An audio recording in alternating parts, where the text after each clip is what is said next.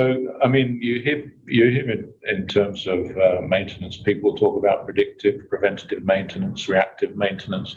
You hear all these terms bandied around, but I mean, what should we be doing, and what's the difference between all these different terms?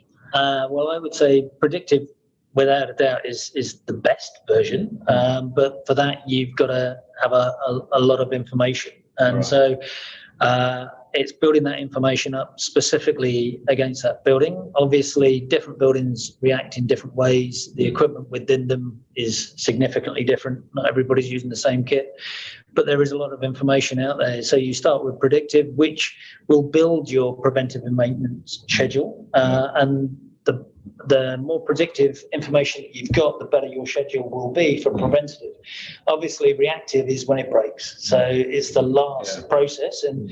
But not everything, you can't predict every issue, and therefore reactive will come into it, and having that process solidly in place so that you don't lose a lift for 4 days, or you don't lose. But it's making sure that you're not basing your maintenance regime around reactive. Absolutely. 100%. Because this is where problems, as you mentioned, the lift is down. That could have been prevented had there been systematic. It doesn't prevent it 100%, but it certainly could have been mitigated was if there is a preventative regime in place. And a lot of buildings don't have preventative maintenance regimes. They just have a little watchman guy, and it's a purely reactive thing. It's a phone call. My air conditioning is not working. The door handle is broken, and it's not.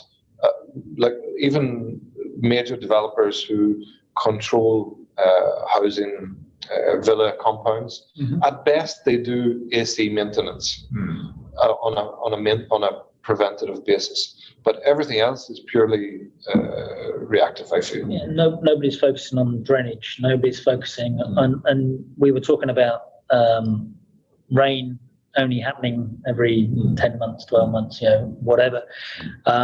Drains never get cleaned, never get cleared out, and then somebody wonders why they're blocked when it finally rains. When you need them. And actually, now that let's call it a bit of a drought has been long period, we could almost you can guarantee we can almost guarantee that the next major rainfall, which we will probably see in the next 3 to 4 months, I guess, could lead to a lot of problems for a lot of people, and especially those who have new properties who maybe moved into them a year ago and say who haven't had any influence of rain so far.